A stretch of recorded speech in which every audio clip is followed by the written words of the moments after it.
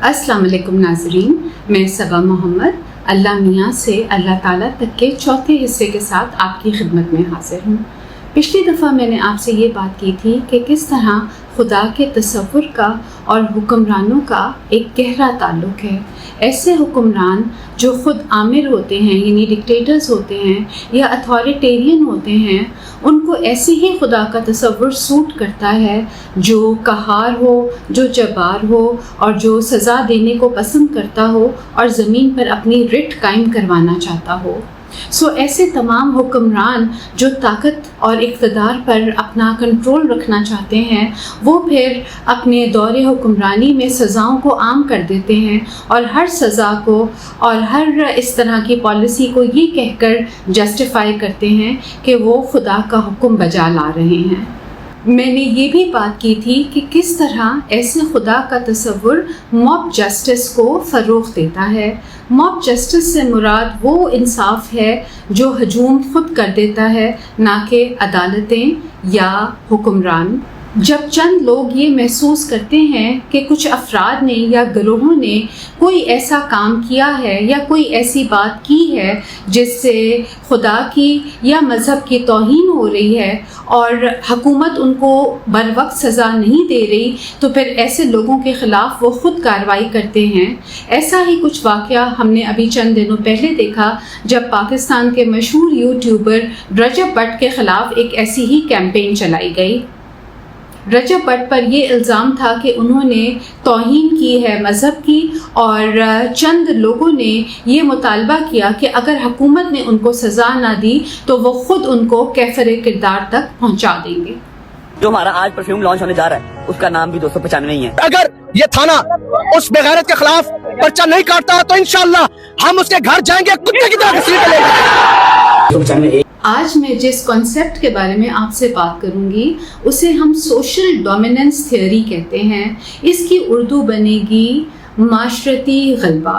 ये थियोरी हमें ये बताती है कि हमारे माशरे गिरोहों की बेसिस पर बने हुए हैं जिनमें चंद गिरोहों के पास ज़्यादा ताकत है, ज़्यादा दौलत है, ज़्यादा स्टेटस है और ये वाले जो गिरोह हैं ये गालिब हैं और जो दूसरे माशरे के लोग हैं वो इनके मुकाबले में कमतर समझे जाते हैं, वो मगलूब होते हैं और ऐसे तमाम गिरोहों के पास दौलत, पावर, स्टेटस, मराआत सब कुछ कम होता है।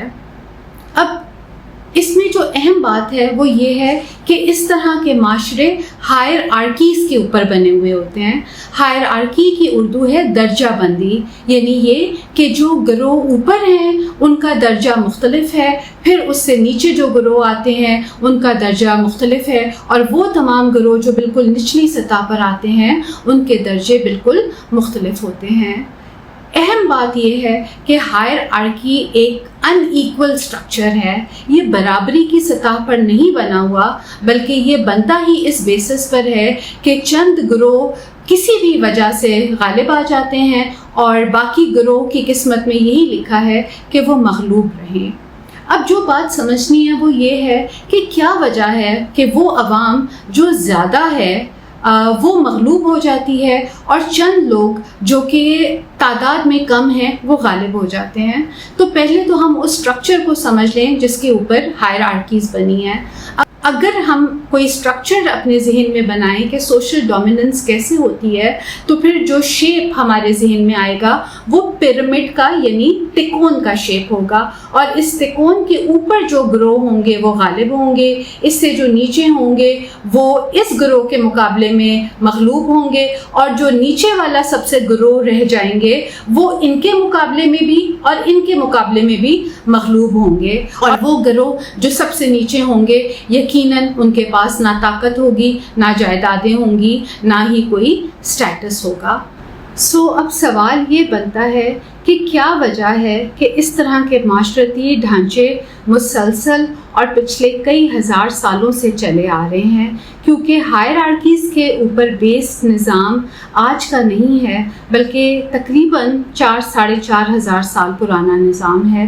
پرانے وقتوں میں بھی جو بادشاہتیں بنتی رہیں اور اس کے بعد جو ایمپائرز بنی وہ اسی بیسس پر بنی تھیں کہ کچھ گروہ غالب رہیں گے اور باقی مغلوب رہیں گے، اور آج کی جدید دنیا میں بھی ہم یہی نظام دیکھ رہے ہیں کہ چند گروہ غالب ہیں اور باقی مغلوب ہیں۔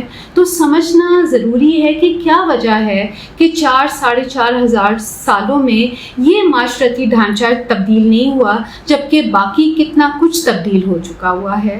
تو اس کے 2 اہم پہلو ہیں۔ ایک تو یہ کہ جو غالب گروہ ہوتے ہیں وہ مینز آف وائلنس کو کنٹرول کر لیتے ہیں۔ مینز آف وائلنس سے مراد ہے تشدد کے ذرائع۔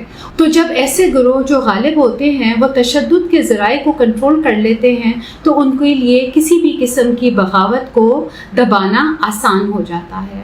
لیکن ایک اور اہم پہلو ہے اور وہ بھی اتنا ہی اہم ہے جتنا کہ مینز آف وائلنس، اور اس کو انگریزی میں ہم لیجیٹمائزنگ متس کہتے ہیں۔ لیجیٹمائزنگ متس کی اردو بنے گی جائز کرنے والی کہانیاں، یعنی وہ کہانیاں جو ایک معاشرے میں سنائی جاتی ہیں اس قسم کے نظام کو برقرار رکھنے کے لیے۔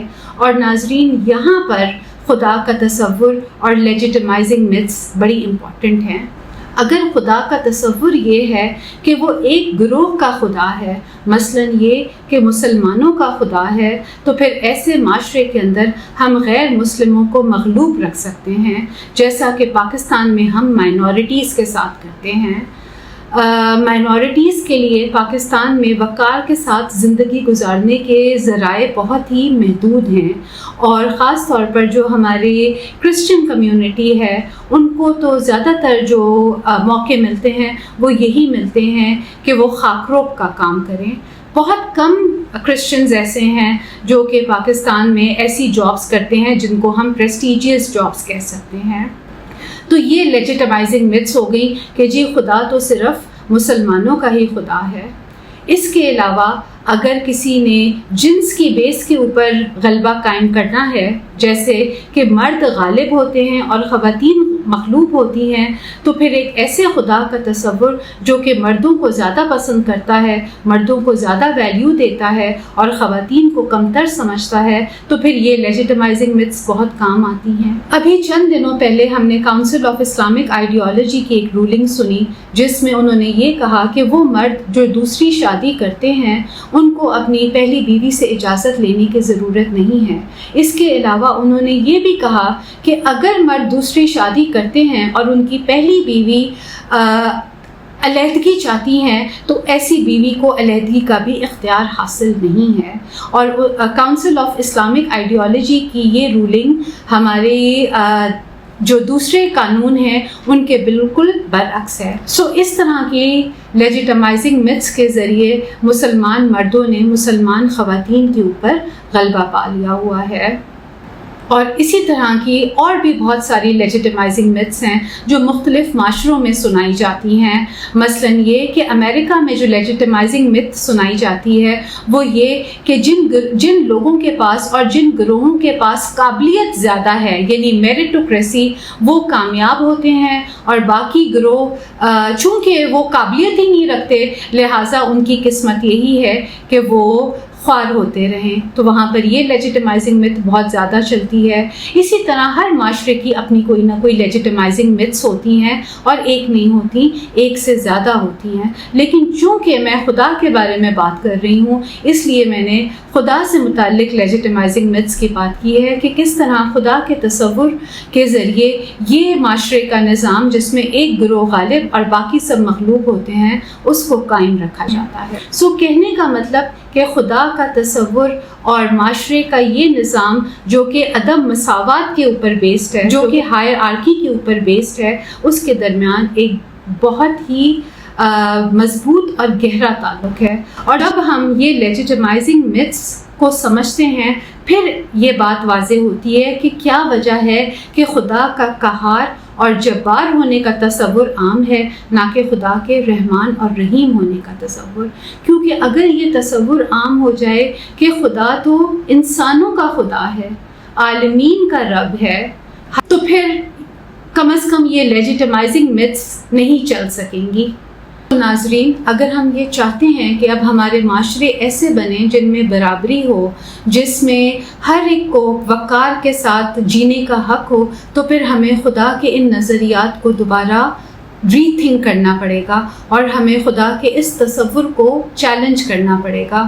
اور یہ چیلنج قرآن سے ہی آئے گا، کیونکہ اللہ تعالیٰ تو اپنا تعارف ہی رحمان اور رحیم کہہ کر کراتے ہیں، اور پھر اس کے فوراً بعد وہ یہ کہتے ہیں کہ وہ عالمین کے رب ہیں.